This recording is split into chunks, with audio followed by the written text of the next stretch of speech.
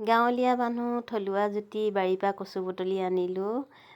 এইফালে মানিমুনি, ভেদাইলতা, নৰসিংহ আৰু মচন্দৰী ধুই পখালি ৰেডি কৰি ল'লোঁ। চাটনি বনাম। ইয়াতে মই নহৰু নিদিওঁ আজি। নহৰু নিদিয়াকৈ আদা অকণমান, কেঁচা জলকীয়া থেঠালি দিছোঁ। এইফালে মোৰ চাটনি ৰেডি হৈ গ'ল। এইফালে মই কণ বিলাহী আৰু এইফালে আদা আৰু জলকীয়া পিচি লৈছোঁ। এইফালে কচু মই ধুই ৰেডি কৰি লৈছোঁ।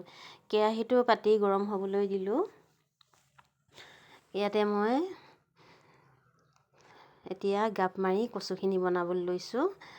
আজি আমি তেল নাখাওঁ, মানে নহৰু তেল নাখাওঁ। শুকানকৈ এনেকৈয়ে গাপ দি বনাই খাম। আজি আমি একেবাৰে নিৰামিষকৈ খাওঁ। এইফালে কণ বিলাহী, কচুথোৰ খাইতো খুব ধুনীয়া লাগে। আজি মই কচুথোৰ আৰু কণ বিলাহী জুতি ল'লোঁ। এইফালে মই কণ বিলাহী ধুই দি দিলোঁ। এইফালে মোৰ নিমখ জোখ অনুযায়ী দি পেলাই মই এতিয়া ইয়াতে মিক্স কৰি লৈছোঁ। সৰু সৰুকৈ গুটি আলু দুডোখৰমানো দি দিছোঁ, মই পিটিকা কৰি খাম বুলি, ইয়াতে বইল হওক বুলি ডাঙৰ ডাঙৰকৈ দি দিছোঁ। ইয়াতে থেঠেলিয়াই থোৱা জলকীয়া, আদাখিনি দি দিছোঁ। আপোনালোকে এনেকৈ বনাই খাই চাবচোন, নিশ্চয় ভাল পাব। মইতো খুবেই ভাল পাওঁ এনেকৈ শুকানকৈ বইল কৰি খাবলৈ।